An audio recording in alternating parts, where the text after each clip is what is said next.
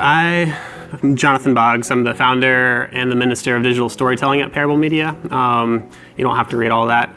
Basically, the gist is I started out in computer science at UNCW, got a degree in that with digital arts, and have since gotten my MDiv here at Campbell and my DMin as of like 2 weeks ago. I'm located in the Knightdale area, so kind of central in the general Raleigh area. And then Parable Media, you can scan the QR code if you want to go to our website and learn more about us, but we're basically a nonprofit organization that was created to help churches of all sizes with affordable digital media content. So we do website design, photography, custom video, graphic design, kind of the whole 9 yards with it. So we're always available as a resource if you need it, and we even if you just want to ask a few questions, we're there. So that is us. So we'll start with the purpose of a church website. A church website is the first thing a lot of visitors see now. It should share your story in some way, shape, or form. It should reflect who you are, be a window into who your organization is. So these are the things that I kind of came up with for it. Like I said, it's the new front door of your church. For visitors, no one, for the most part, I'm sure there's some exceptions, but generally nobody's going to go door to door for churches and just stop by on a Sunday without doing any research on them anymore. That just doesn't really happen. The first thing people do nowadays is they go on Google, Bing, whatever search engine of choice they have, and search for churches in their area, and then they go to the website and they look at generally what you believe.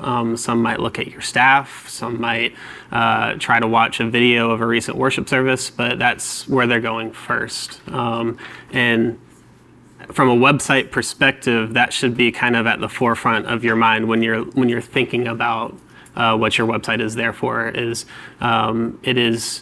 at least the homepage especially, is the first thing that people are going to see of your church. So it should represent who your church is. And it should communicate information that someone trying to figure out who your church is looking for.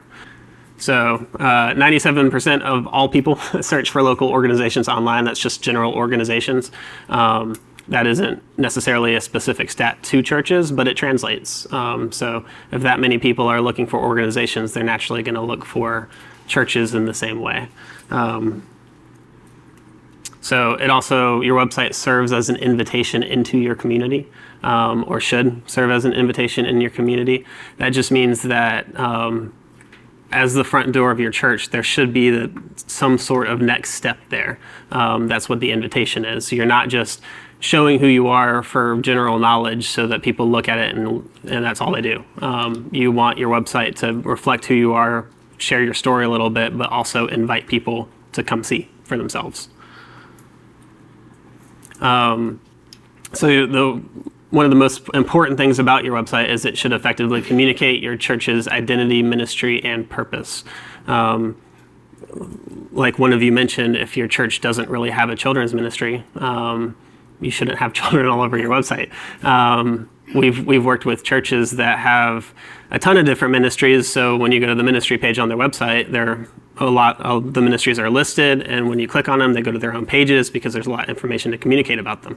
We've worked with other churches that they have 2 or 3 ministries, and you go to their ministry page, there's not enough about each ministry to merit its own page, so it's really just a paragraph below each one. But that's who they are.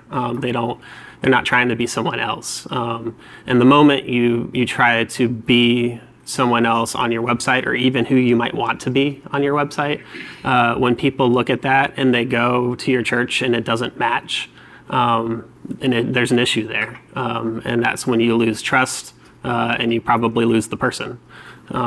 So it's very important for it to be true to who you are currently, not necessarily who you want to be. So your website does have 2 distinct audiences. We talked about the visitors. That's primarily like your homepage, your visitors page, some various other pages. Those are your visitors. Those are the pages they're looking for. But your church website also caters to your membership, the people who are already part of your community as well, because you do communicate information that's relevant to those people as well, which is different from other types of organization websites where a lot of the times it's just people who aren't familiar with the organization trying to learn more. Churches do have that second side of things where it's for people who are very familiar with your organization. So you do have to keep them in mind too. You can't just ignore your own community just to cater to the visitors. There has to be a balance between the two. So when should a website be redesigned then? This is probably the question a lot of y'all are asking. So first, there's the question happens is, are you updating or are you redesigning? That's two completely different things. Updating is more or less giving your website a facelift. You're not doing a lot to change the structure. You're probably not trashing what you have and moving to a different platform or anything like that. You're generally updating text, maybe imagery, maybe colors, logos, different things like that. You're changing them, but the structure of your website more or less will stay the same. A redesign is when all of that goes out the window and you start fresh, because none of it is currently working or it's so old that it just doesn't fit anymore. So that's the question y'all should be asking yourselves to start is our website structure good enough to still fit online with other websites? If so, all I need to do is update some pictures and color schemes and fonts, and that will make it look like a new website. Or does it not work at all? Is the navigation broken? Does the information placement make no sense? Does all of that just need to be wiped out and started fresh? So first, give it the eye test. If it doesn't look like there's any hope for it in today's modern internet, similar to the unnamed one on the right, then it's probably time for a redesign. If you can look at it and you can look past some of the color choices and the pictures and different things like that, and you're like, okay, we could work with this, then you might be able to get by with just updating some of the stuff on it. Second question you should ask is, does it fit your budget? Or put another way, are you being a good steward of your resources? Your church is trusted with the resources of the people who attend your church. You don't want to kind of toss that out flippantly. So yes, a church website is important, but if it costs 50% of your budget to update it or redesign it or something like that, something doesn't fit, and you might have to do something different. So it is important to ask that monetary question, because there are other options of, yes, there's the higher priced ones, but there's also lower priced options that you can get by with as well. With what you do, is there a certain number that's like sort of that sweet spot? Like if it's 5% of your budget, what most churches do? I think that number changes depending on the church.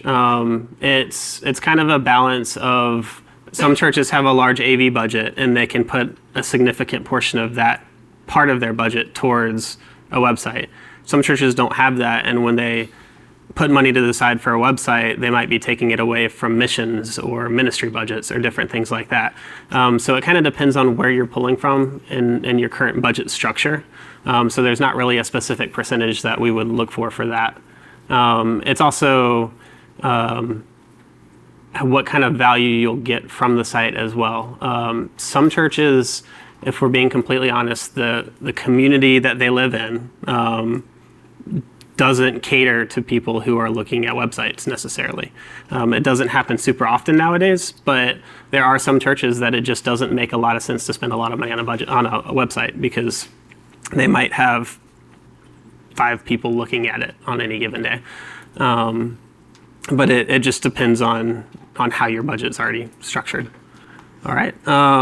Another question, are you on a good platform already? If you are currently on a good platform and your website's just not great, you can probably stick with that platform and either do a new redesign on the existing platform or rework the structure of your own website just to update it on that platform. If your platform is so old that it doesn't work or it's slow or just something doesn't fit your context, it might be worth looking at different platforms. If it costs $3,000 a year to maintain your website on that platform and you need to rework that money somewhere else, it might be worth looking at a different platform. Because as we'll see in a little bit, there's a huge range of platforms you can choose from, and also a huge range of price points that go with those platforms. Another good question to ask is, are they still in business? Worked with some church websites or churches that have websites that are on platforms that are kind of not really operating. I won't say they're completely out of business because the servers are still live, but if you contact them, they won't respond because they don't have anyone working to do that. So they just don't really exist anymore except for the server. So that's a very good question to ask, because if you are on one of those platforms, you definitely need to move. Are they responsive? Some smaller companies especially get so busy that they don't respond in a timely manner. And if your website has a DNS issue that takes it offline, that's something that you need responded to pretty quickly. If your website gets hacked, that's something that you need to contact somebody to fix pretty quickly. So those are kind of the big things that you need a responsive, someone who's going to respond to you when you have issues like that. And some of you may have people on staff who can work through a lot of those issues, so it might not be as important to have someone who can respond very quickly. But a lot of you probably don't have those resources. Do they provide what you need as your church grows? That's another question to ask, because with a range of different platform prices, you also have a range of different features. Some are very template driven, which means that they give you a structure, you plug stuff in. Structure might look good, but if you want something specific on a page, you can't do it if it's not part of the template. Others give you a lot of different options to choose from, but you might have to pay a separate fee for different plugins to make those options possible. And some give you a lot of leeway with it, but you have to do a lot more work to get it to where it needs to be. So those are good questions to ask as you're thinking about what platform. Website costs. So breaking it down a little bit, the first cost that's associated with your website is a domain. This is the address for your website. So your www.churchname.com or .org or whatever, that is your domain. It's how the internet recognizes what your website is. That is a separate cost generally from your website hosting. Some platforms will combine those, so you're paying for it all on the same platform, but they're still separate. So for instance, if you have a WordPress website built through GoDaddy and you also have your domain through GoDaddy, you're only getting one bill, and it's covering your domain, your WordPress site, all that kind of stuff. If you switch to a different platform for your website, you'd still have to pay for your domain through GoDaddy unless you migrated that as well. So domains is a separate cost from the rest of your website hosting. They're also very cheap comparatively. Domains usually cost right around $20 a year. So it's not that much, depending on how unique you get with it. If you start using unique endings like .church or something like that, then they get pretty expensive. But if you're just using a normal .com, .org, whatever, they're usually pretty cheap if they're available. If they're not available and you have to purchase it from somebody, that's when the prices skyrocket, because they can charge whatever they think you'll pay for it. There's not really a lot of regulation to that. So, which is good practice if you're starting a new church or starting a new business, and you have a name set. Go ahead and grab the domain that you want. Don't wait, because someone might grab it before you have time to get it, and at that point you either have to get something different or you have to pay what they charge for it. So website hosting is the second cost associated with your website. This is where all of the files, the coding, all of that makes your website is put the server structure that handles all of that. And that is what most of you would be familiar with your platforms like WordPress or Wix or Squarespace or something like that. Those are your website hosting platforms. So those costs are usually a little bit higher than your domain. They're Depending on what platform you go with and what level of the platform you go with, they can go anywhere from like $16 a month all the way up to like $200+ a month. It just kind of depends on what level you're at, what you need for it, all that kind of stuff. They usually are pretty good. You'll see in the picture, most website platforms have it broken down kind of like that, where they give you what their features are and what the price associated per month is. A lot of them will give you discounts if you pay for it all at once for the year, as opposed to monthly. So they're pretty transparent with their pricing most of the time. Usually included in your hosting is your security tag, your SSL. Most of the time that's included in your hosting. Sometimes you have to buy it as a separate feature or plugin. Some hosts don't naturally include it. That is something that I would 100% say you need in nowadays culture, because if you're doing any sort of online giving and you don't have the security tag, no one's going to give online. It's just not going to happen. Likewise, if you're asking people to sign up for events or asking for any sort of personal information through your website, if you don't have the security tag, they're not going to do it. It's just, we're conditioned to seeing, and not just conditioned, for Google Chrome web browser, for instance, if you go to a site without a security tag, you'll get a big warning message before it shows the website that says this is an unsafe website, we're going to redirect you, or you could click down and proceed to it. Most people are going to see that and they're going to be like, oh, this was probably hacked, I'm not going to go. So security tags are very important, whether they're included or you have to pay extra for them. Support is usually a tied-in cost of your website hosting. All of your website hosts have support teams. How responsive they are varies. All of them are going to say they're very responsive, but it's kind of trial and error in that sense of talking to people who have used that platform and have tried to contact support through that platform. And some are very helpful, some are very not helpful. It just kind of, you have to do research to figure that out on the platform that you're trying to look at. But every platform will charge support whether they give it or not. The website builder is another part of this website hosting. They give you the ability to build your website so you don't have to code it. So every platform nowadays has that built in, and it's usually some sort of drag and drop or plug and play or something like that, software that makes it pretty easy to pick it up once you get into it and mess around with it. But it is part of that cost as well. Some are better than others. Some freeze up on you and you have to restart a lot. Some go very smoothly and some don't make any sense. It kind of depends on how your brain works, I guess. I know some people who love WordPress and swear by it. It doesn't make any sense to me. To me, it feels like you're running 3 laps around the church before going in the front door. So, but that's how my brain works. Marketing is usually included in some way, shape, or form. A lot of them will kind of bundle it all together of like you have a newsletter option that you get whether you use it or not. Some will embed some sort of SEO structure, which in a sense can be thought of as marketing. But all of that will also be part of that website hosting. Like I said, SEO is a big part. And just because they are part of the website hosting does not mean they're always included for free.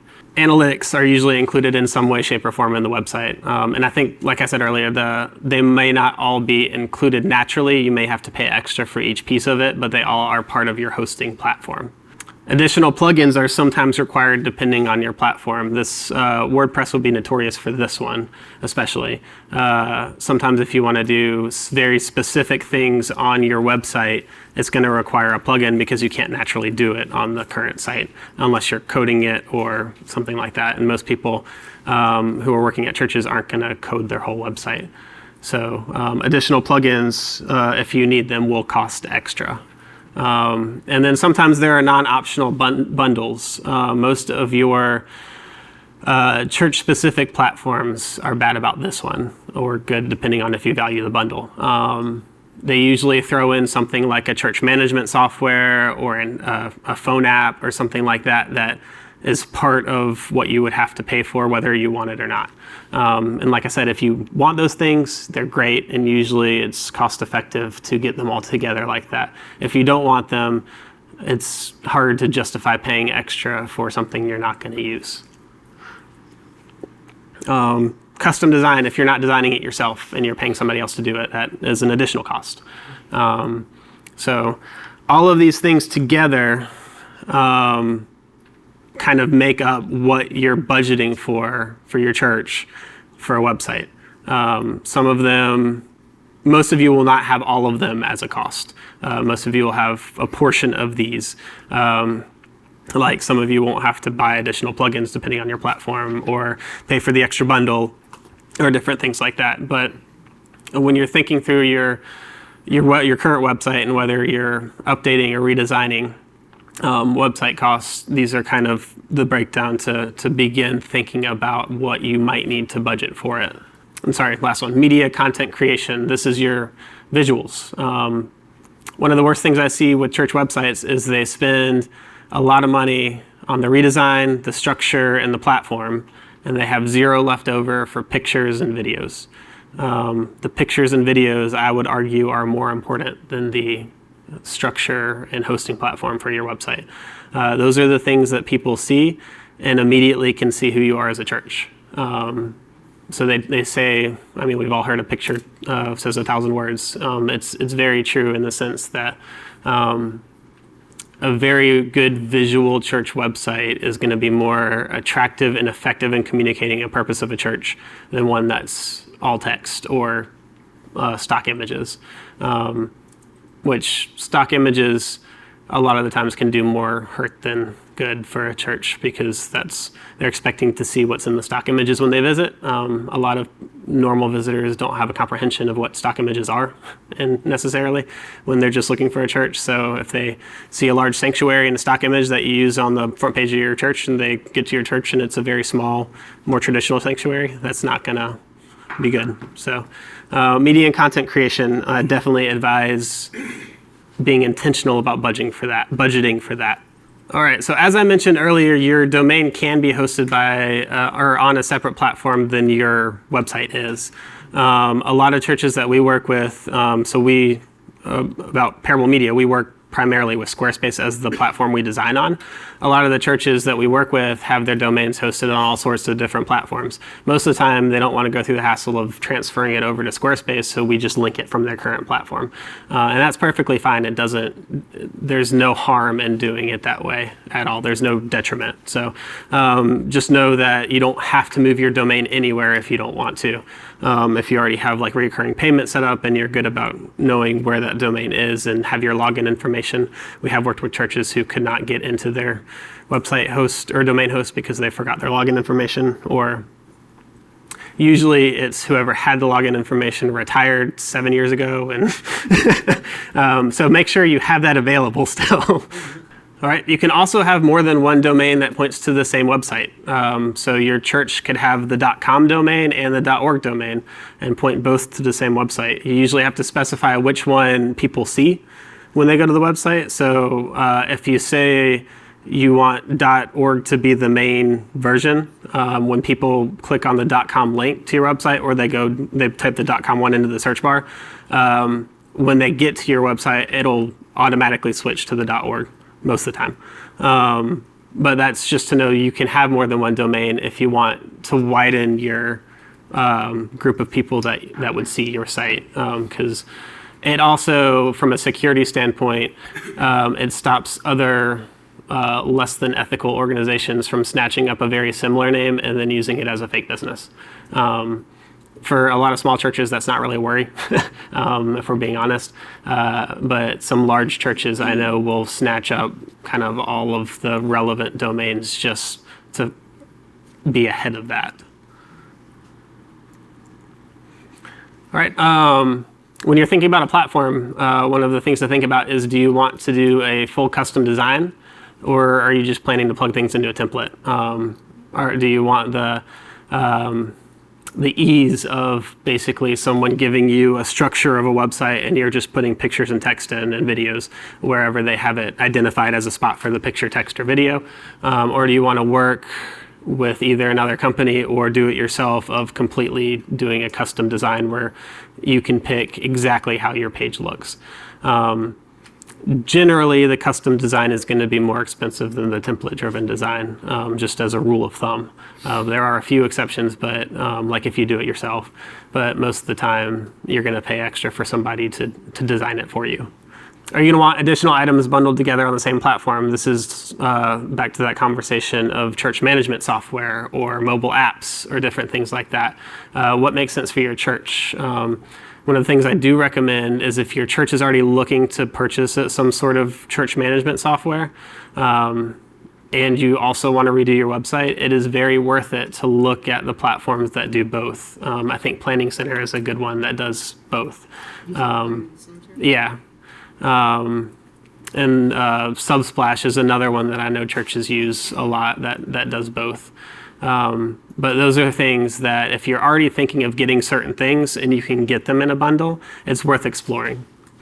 Some of the things that you can bundle are, like I said, your church database software, accounting software, donor management. Some platforms will do for you, media hosting, children check-ins. So a lot of the church-specific platforms will do a lot of those things. You just kind of pick what you want to bundle together.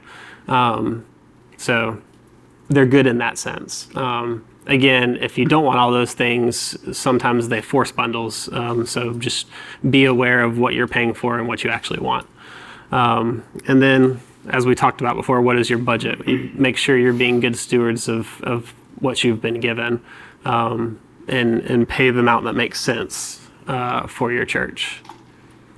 So church-specific platforms, we're kind of going to break the platform conversation into two sides. The church-specific ones that are catered very specifically towards churches, and these are usually the bundled ones. And then just general platforms that aren't really catered specifically towards churches. So some of the benefits of these is, like we said, they're usually bundled with other useful church-related software if you're looking for that. They're generally very simple setup because most of these are template-driven. And they're easy to use. They're usually, since they're template driven, you're just editing text and changing pictures and different things like that. So they're pretty easy to use. They have a variety of options and prices, so you can usually get something that fits your budget on whatever you're looking for. It's just a matter of what all you get included in that bundle, or what features you have, or how much support you get, or different things like that. Some of the drawbacks of them, the bundles can be expensive the more you put in them. So that's something to be aware of. Pricing structure can sometimes be confusing. I know of a church that signed up for one thinking that it was a flat fee to have their website indefinitely, is like $3,000 or something like that. Did not realize it was a yearly fee. And when the second bill came, they had to have a very quick conversation and do a different website. They had to close their website and reopen it on a different platform. So pricing can sometimes be confusing for these sort of things. So just make sure if you're considering them, get all of the information, even if you have to contact them and have somebody talk you through it, just to make sure there's not any hidden fees or anything like that. Like I said, most of them are template driven, so you're kind of stuck with what they give you. If you want a video on the homepage and the template doesn't have a video on the homepage, you're not going to have a video on the homepage.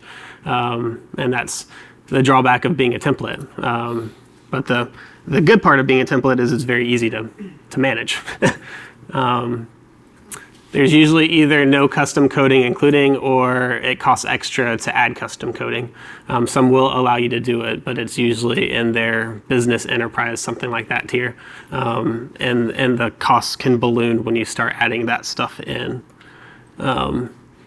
You do still have to manage and update the website. This is going to be true pretty much for most of the routes you end up choosing. But they're not going to do it for you unless you're paying extra for them to do it for you. And usually, even if you are paying extra for them to do it for you, you still have to communicate with them actively what they're supposed to be doing. And sometimes they'll do it quick, sometimes they won't. They usually tell you our turnaround is 2 to 3 weeks or 2 to 3 days or whatever. But there is some still active management to it.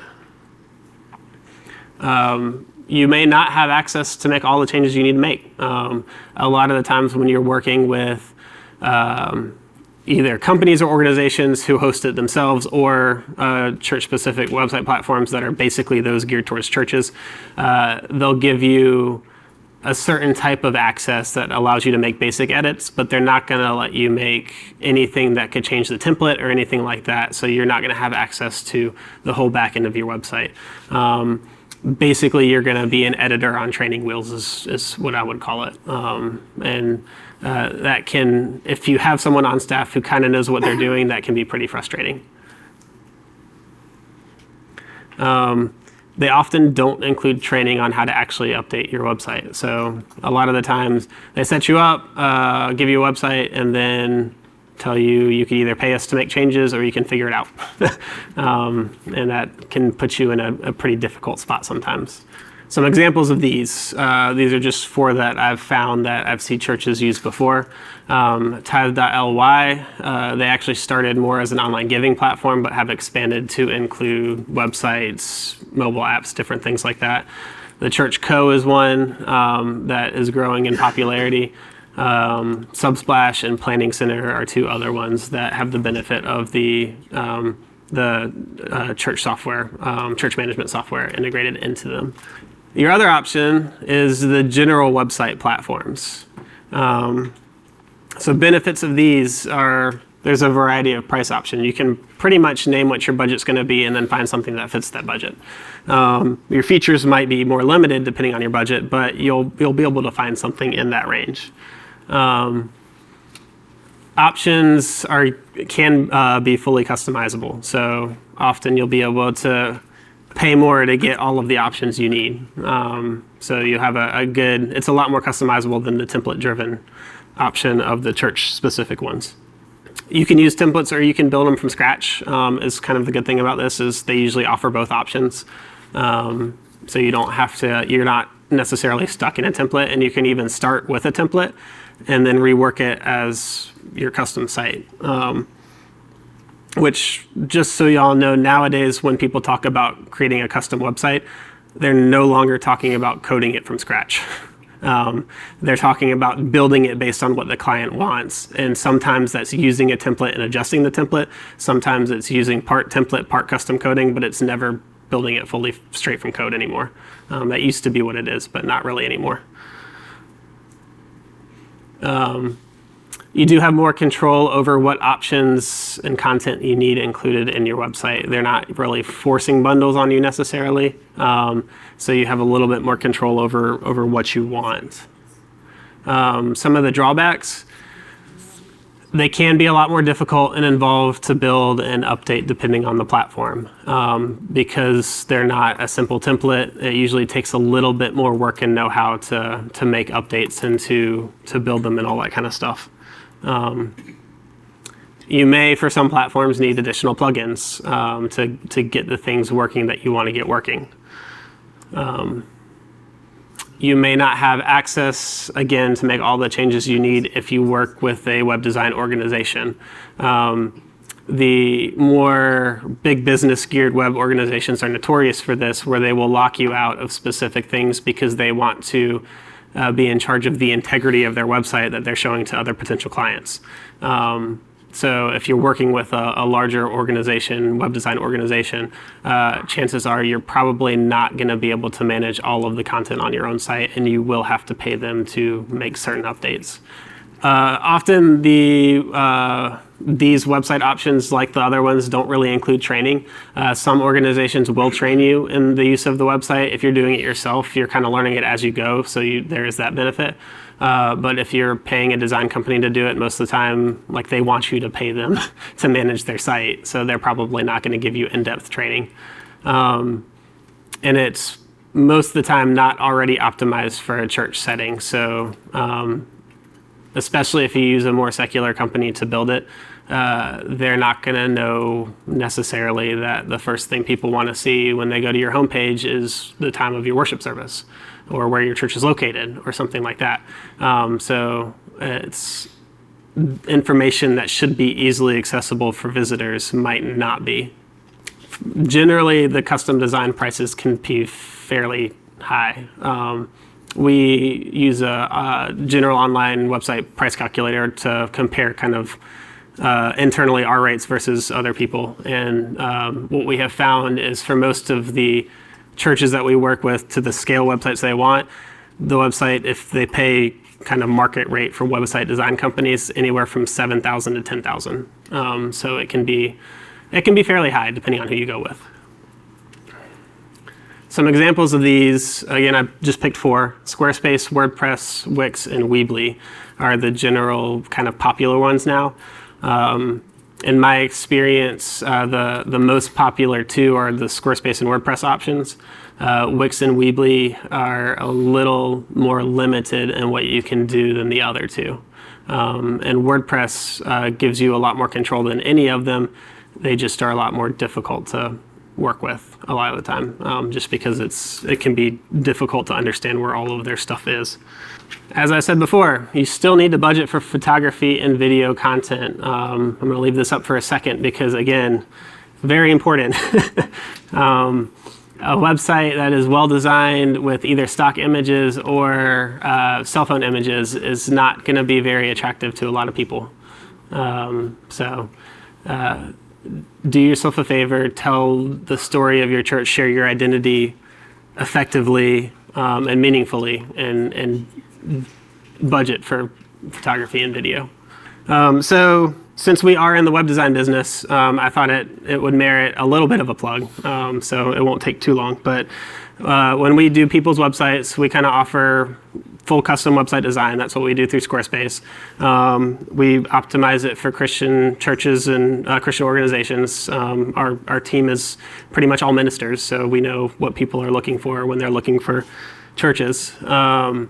We make them mobile friendly and responsive, so it scales to most devices. One of the things we'll talk about in a little bit is you're not going to be perfect on every device because there's an infinite number of screen sizes, or nearly infinite number of screen sizes. But you can be close enough on most of them, and that's kind of what you're aiming for. And we usually design with the full 1080p high resolution as one side of the things, and then make sure it looks really good on the normal size for a mobile phone. And then everything in between, we try to get close enough.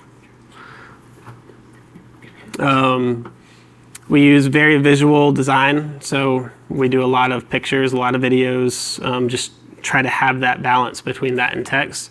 We can incorporate calendars, live stream, online giving, whatever y'all would need. It works across platforms, so whether you're using Google Chrome, what's the new Internet Explorer, Edge, and different things like that. We use Squarespace, and we actually include the first year and the design cost. We do work with SEO in mind, so I won't say we don't do the work that a search engine optimization company would do if you're paying them specifically to do that, but we do enough to make it make sense for your site. We can bundle with our other services, which would be video, photography, graphic design, those services. So we do offer bundles for that, and we do offer or include website training at the end of the design process. One of our goals is to make sure churches can self-manage if they choose to, so they don't have to come back to us if all they're doing is updating text, or if they feel like they can create pages on their own. By all means, do that. And y'all get full control, all churches we work with get full control of the website when it's completed. You only have to contact us if you want us to do something else. You have full access to doing it yourself. And then pricing is based on total pages, so we kind of offer an outline of how many pages we think is going to be on your website, and we base prices on that. And kind of our standard ones to start you is either 5 or less pages, $750, 6 through 10, 1,250, 11 through 15, 1,750, and we go up by 500 for every 5 pages. So that's what we offer, just as an option. So next we'll move into best practices, and this will be the remainder of this part before we take a quick break. So layout. As we kind of mentioned, relevant information should always be easy to find. The live stream, or an easy link to the live stream so people can actually experience the speaker in the service and all that kind of stuff. Service times, where the church is so they know how to get there. Pictures of what the church looks like, which hopefully would be smiling faces. Your homepage especially is going to look different depending on your church, because there's some information that is kind of applicable to all websites, like your service times, your location, things like that. But some churches, it's more important to feature certain ministries. We worked with a church that missions was so important to them that it made sense for it to be on the homepage in a very prominent location. Other churches, their worship ministry or their music ministry is so important to their identity that it should be on their homepage. The key is identifying kind of the pillars of your church, what makes sense to be featured, and then making the rest of the information that people might want to find very easy to figure out where it is, so that they're not clicking through 17 links. For instance, when I'm looking for a church, I look at the staff because I want to see if they have women in ministry in some way, shape, or form. So if I can't find the staff page after searching pretty heavily for it, then I'm probably not going to consider that church necessarily. So different things like that, where the navigation should make sense so that people can find whatever information they're looking for, but you also want to prioritize what you've identified as the most important information about your church on the homepage. We're working with a church currently. They have kind of an odd worship time. 10:15 is when they meet for Sunday morning worship. The way they have their schedule on their site currently, it shows the most recent events, but the events disappear at a certain time, however far out you are. For them, if you go to their website on Monday or Tuesday, you're not going to see when their worship service starts. It's just not on their homepage. If you go to their website on Wednesday, Thursday, or Friday, you will see it. You have to dig for it, but you will see it. So they've had people regularly show up at 11 at a normal church start time for the area, and be confused as why the worship service was almost over. So it's important to be thinking about those things as you're making your website, because you want all that relevant information to be easy to find. Here's a list of some of the things that we've identified that a lot of people are looking for when they're looking at church websites, visitors especially, kind of some of the big things. The website should reflect your identity. It should look like who you are. As we mentioned before, if someone gets a certain impression from your website and then goes to your church and they don't see it there, there's a level of trust that's lost. And as churches, we want to build trust, not coerce people into coming on a Sunday. So your branding, your style, your community, how your pictures look, all that kind of stuff works to build that and accurately reflect your identity. Use plenty of visuals. People are looking for pictures, videos, different things like that. You don't have to have videos. People like it when you do, but if all you can afford is pictures, then do pictures. People can still see who you are through a picture. They don't have to have a video necessarily. Like I said, high quality photographs or video content if possible. Just a note on the difference between websites and social media. You usually want your higher quality professional visuals to be on your website. Social media is a little bit more forgiving of that. You can use phone content and lower quality stuff because that's kind of giving people like a look. They're already part of your community most of the time when they visit your social media profiles. So it's kind of giving them a look behind the scenes or just kind of a fun way to connect with people. It doesn't have to be for professional quality on social media. But on your website, people are looking for a representation of who you are. And if you have professional quality stuff on your website, you're accurately showing who you are as a church in a way that people can actually see. And it's kind of reflecting like you care about what you look like. And people, when they're looking for a church, they want a church that cares what they look like. So it is very important. Use clear language and calls to action. So like I said, navigation, give people a path to follow and something to do. So they need to know where they can go to find something on a website. And then you don't want them just to intake information and not have something to do with that information. So that's where your calls to action come from. Whether that's inviting them to a worship service, asking to participate in a ministry, your donation page, whatever that next step for the visitor to the site is. And it can be different based on the pages. If someone's looking for children's ministry, the call to action on that page might be to either participate, help lead, something like that. So you do want those present across your website. Don't use language specific to your church, especially if it's confusing to those outside of your church. I know it might be more accurate to your identity for specific names of ministries and different things like that. If I'm a visitor to a website and I'm looking for a children's ministry, if I don't see the words children's ministry, I'm going to assume you don't have a children's ministry. So you think about what language is specific to your church and what might be confusing to visitors, because those are the things that you want to adjust a little bit. And you can talk on the children's page of this is what the ministry is called if it's something different. For instance, we have a church we're working with that has a children's ministry that's also split into two age groups. One's what they call the children's ministry. The other is called juniors. And juniors is, I think, like 3rd through 6th grade or something like that. If I were a visitor looking on their website and they had a page called juniors, I have no idea what that means. So if I have a kid in 5th grade, I'm going to look at the children's ministry page. And if I don't see a 5th grade relevant ministry there, then I'm going to assume that they don't have one. So think about your insider language. Just be aware of it. Avoid being too formal or too casual. So you don't want your website to read like an instruction manual for your church. You also don't want it to sound like a teenager wrote it either. So, and when me and my wife were looking for a church in the Raleigh area, we encountered both of those where some of the websites we went to, the visuals showed kind of like a normal church environment. They had a contemporary service, a traditional service, kind of a mix, all that kind of stuff. But the language spoke to very high church because it was very formal. I could tell through the visuals that wasn't necessarily the case, but just reading the text kind of threw us off and we didn't really consider that church. Likewise, we saw one that was a very contemporary one and the language had a lot of typos, looked like it was, there's a lot of slang used, all that kind of stuff, and we were like, we can't really read and understand what they actually believe.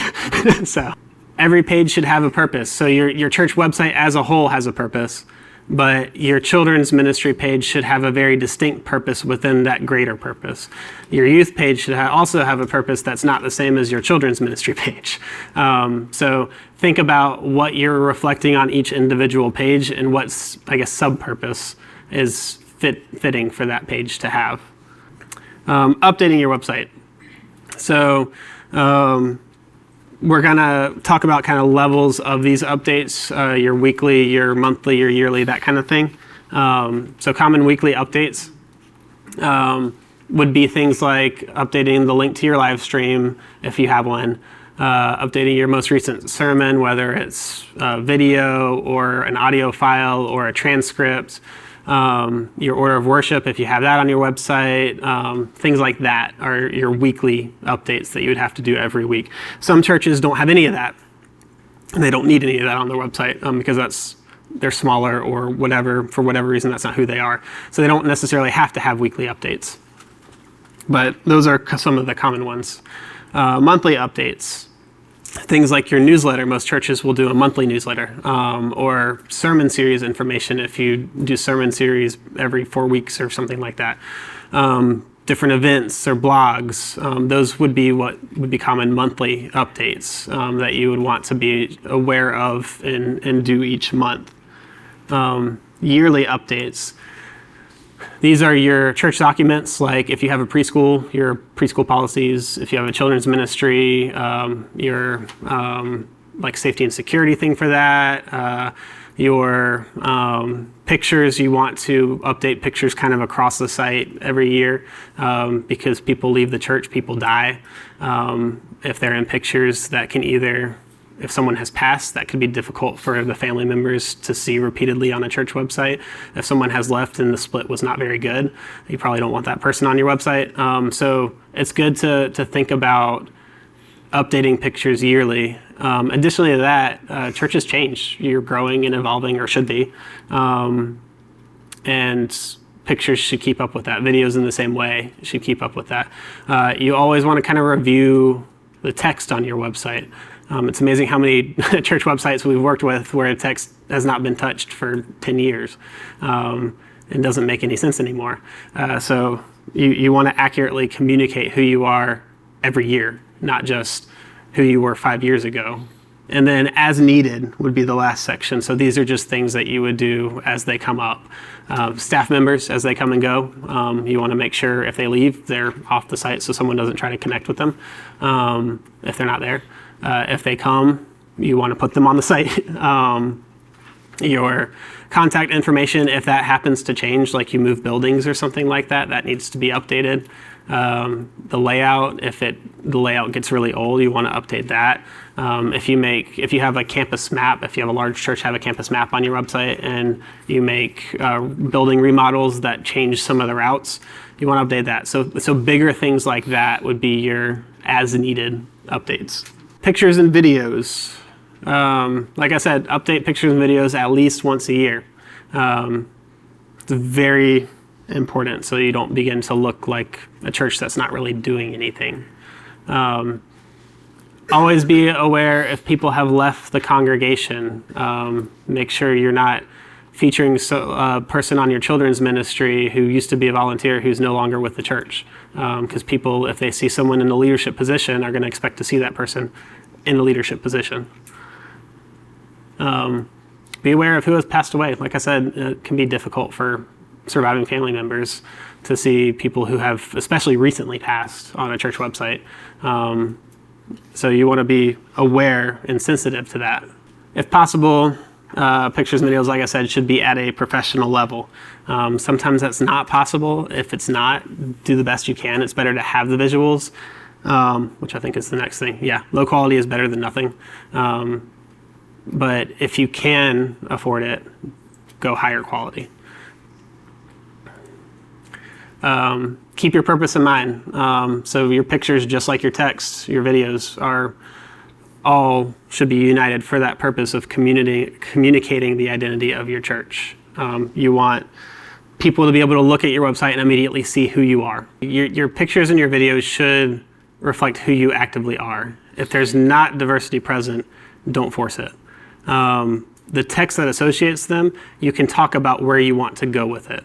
So it's smart to address where you currently are, even in the text, but talk about like that's not all you want to be. So that is perfectly fine, and I even encourage that because churches are trying to move into certain directions, and that's a big part of who you are. But you also want to be very clear of who you currently are. Okay. So, because some churches might have. That might be a predominantly white church and have one African American member, and that person gets plastered all over their website. That's not okay. So it's a balance. You don't want a website that's only visuals, because then people don't learn the things that they need to learn to be able to take that next step. You don't want a church or a website that's only text, because then people can't see who you actually are. It's a balance. So visuals versus text, kind of working together to communicate that identity. And all of it's working to tell that story of who you are as a church or organization. So people nowadays generally do expect to see some sort of live stream or a recorded worship service option or audio files or something like that. People are looking to experience the worship service before they have to commit to going to the building, as good or bad as that might be. That's what people are looking for. Sometimes churches can't necessarily do that. And that's, you are where you are. So there's not an easy fix for that. But if you can do some sort of live stream, it's a good idea to try to implement it, just because people are looking for that now. And as the world develops, the direction it's going, people are going to be looking for that more and more. So moving in that direction as you're able is a smart move. If you do have one,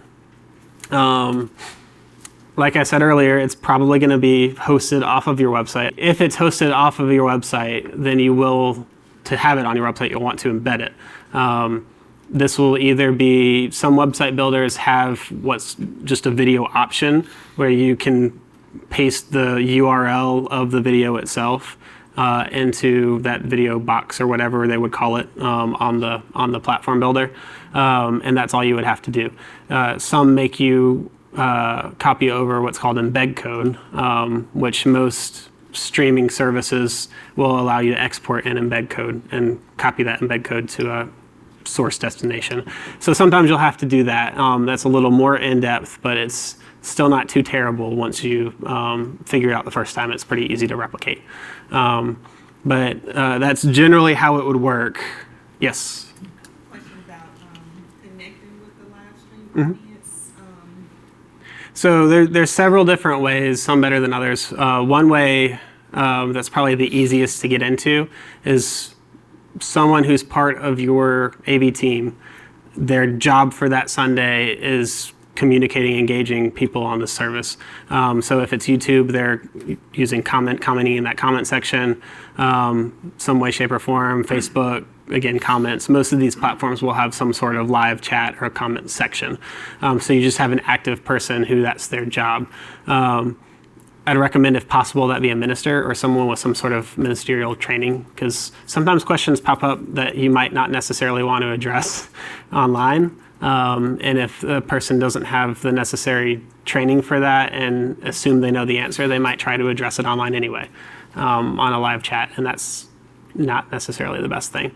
Another option that some churches do if they have a large online presence is they might have a segment of their deacon team or deacon body as their remote or live stream deacon, who it's their job to not just during the service connect, but connect throughout the week, just following up with people and being their deacon, more or less.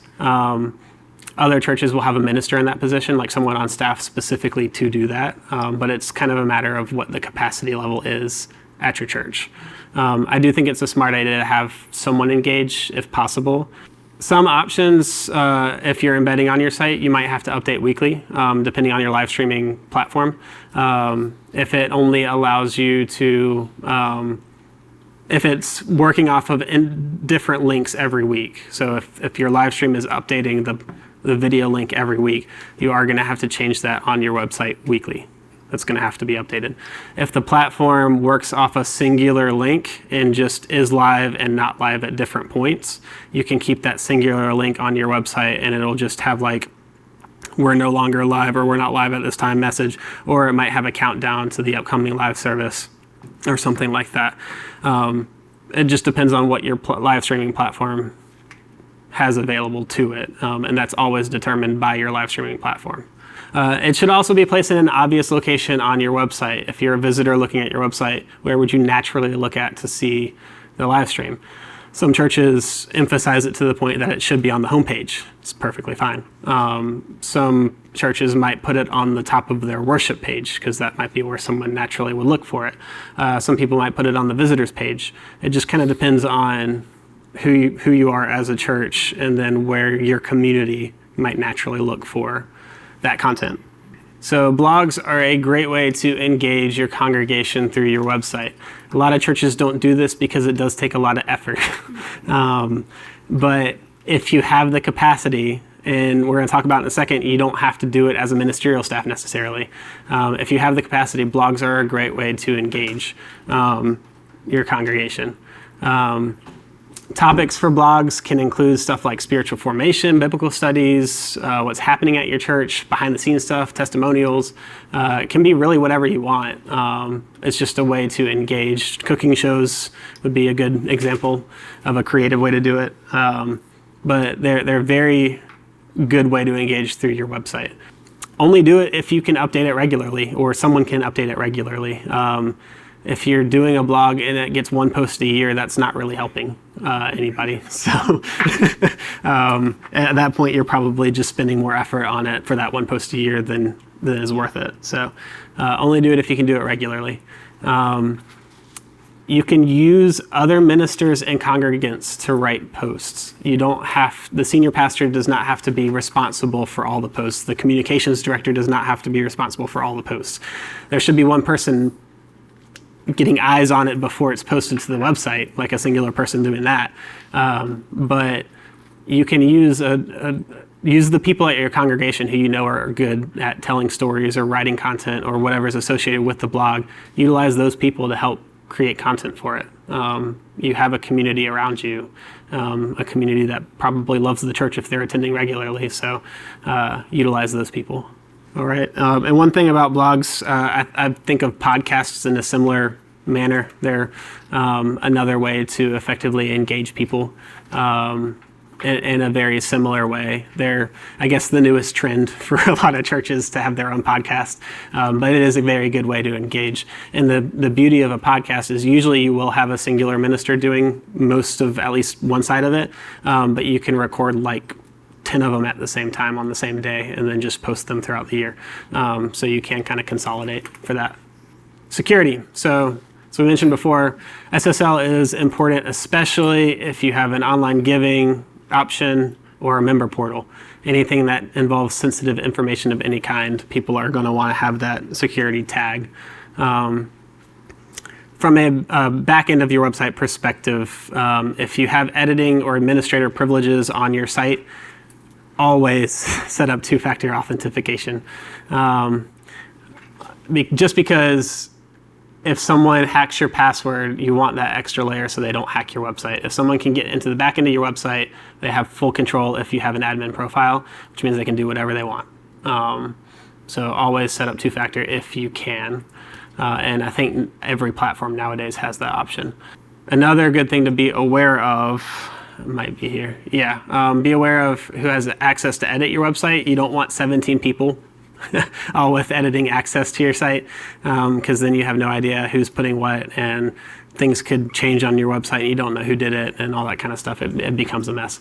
I recommend usually one person, at most 2 or 3 people, having editing access to your website. All the changes should go through one person or a small team, just so you have kind of control over what gets changed and when it gets changed, and you know what's going on with your website at all times. Email scams. This has been very popular since emails were a thing, but especially with websites nowadays. People will send you there's been some sort of issue email with your website, or they might say someone hacked your website, or there's payment didn't get processed or something like that. They're posing as your website and they ask you to click a link and log in. The only time one of the websites we've worked on has ever been hacked was when the pastor of the church fell for one of those and logged in, and then someone got in the back end. Luckily, we were still identified as the owner of the website, so we could deactivate admin privileges, reset everything, and get it back under control.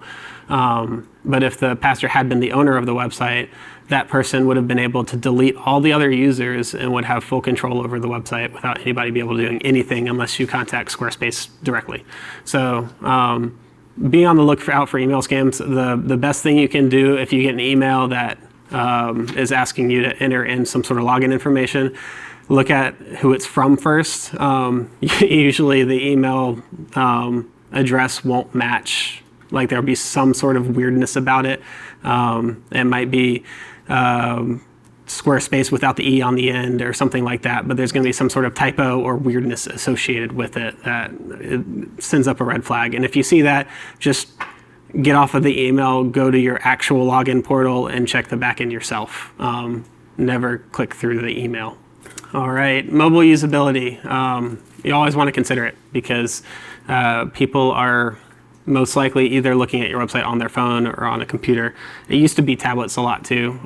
That's a lower number now, but people still do look at it on tablets. So always consider how your website looks on each platform or on each screen size. Like I said, you're never going to get it perfect.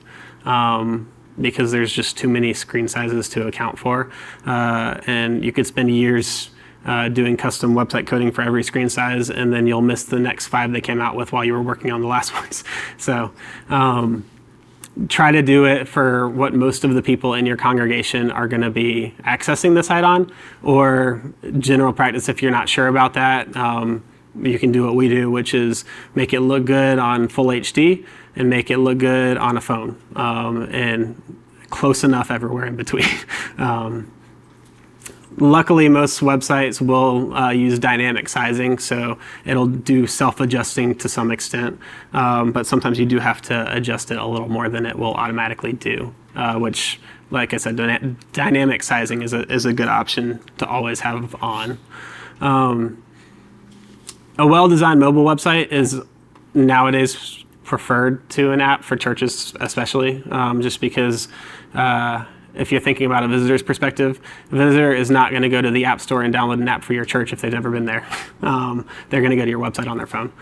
So you want your mobile website to look really good from that perspective. Members might be more likely to go to a mobile app, but even you're only going to get a partial amount of your membership. So mobile apps, if you use them, I would recommend doing things like sermon notes or more like member-specific stuff, because that's who's going to be using it if you need that as an option.